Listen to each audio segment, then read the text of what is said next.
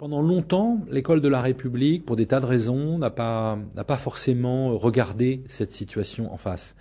Je crois qu'il nous faut à la fois l'assumer et être fiers de la remédiation que nous devons apporter.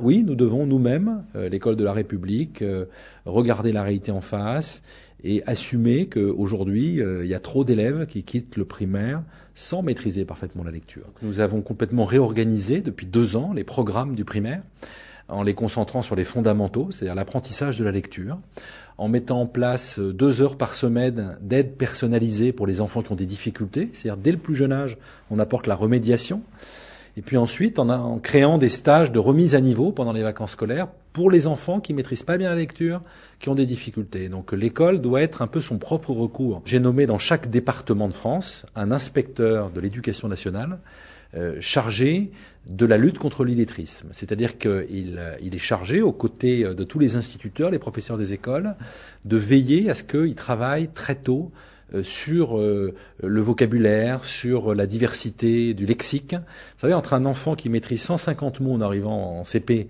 et un autre qui maîtrise 600 ou 700 mots, eh bien, il y en a un des deux, le premier, qui aura des difficultés considérables dans l'apprentissage de la lecture. Donc notre rôle, c'est que, en entrant en CP, le vocabulaire soit le plus large possible.